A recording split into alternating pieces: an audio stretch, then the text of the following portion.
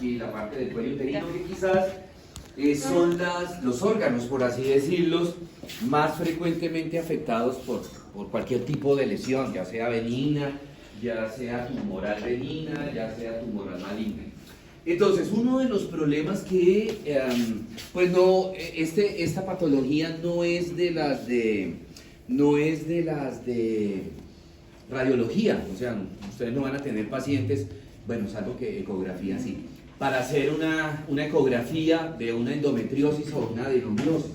¿Qué es la endometriosis? ¿Qué es la adenomiosis? Son conceptos muy parecidos. ¿En qué sentido?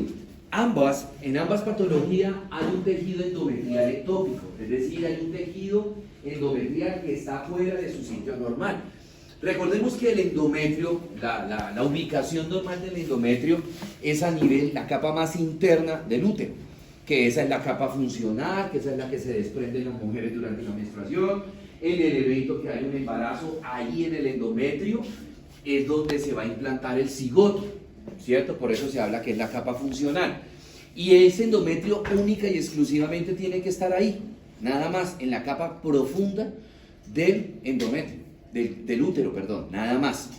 En estos casos de endometriosis y de adenomiosis hay endometrio en otra parte diferente a la capa interna del útero. Ahí es donde radica la diferencia. Entonces, hablemos de una endometriosis. ¿Qué es la endometriosis? Pues es la presencia de tejido endometrial, pero en una parte fuera del útero. ¿Dónde puede ser esa parte? Puede haber tejido endometrial en el ovario, puede haber tejido endometrial en las trompas, en el recto, en la vejiga, en el ilio. Cualquiera de esos sitios es completamente anormal. Y la adenomiosis es la presencia de tejido endometrial, pero mezclado con el miometrio. Miometrio, esa capa es una capa muscular.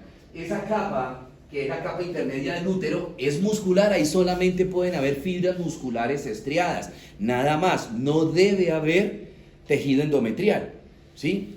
Perimetrio, de afuera hacia adentro, perimetrio, que es una capa muy delgada, luego miometrio, que es la capa más gruesa, ¿sí? Y finalmente la capa más interna, endometrio, ¿sí? Que es una capa de grosor intermedio, ¿sí?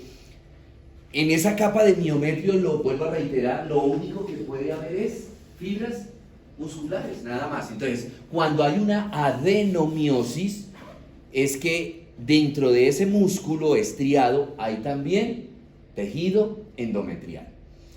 ¿Qué particularidad tiene este endometrio ectópico? Llámese endometriosis, llámese adenomiosis.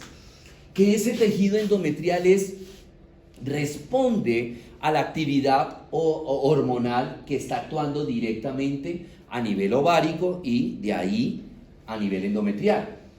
Si de pronto nosotros recordamos los ciclos sexuales femeninos, la FSH y la LH que se produjeron arriba en la hipófisis actúan sobre el ovario.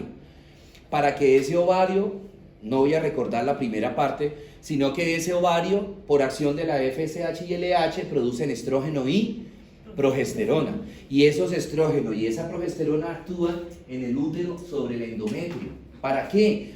No sé si ustedes se acuerdan, para formar un endometrio proliferativo, es decir, un endometrio grueso, ¿sí? Ancho. ¿Por qué? Porque les acabo de decir que es en el endometrio, en el evento que llega a haber una fecundación, es en el endometrio donde se implanta el cigoto.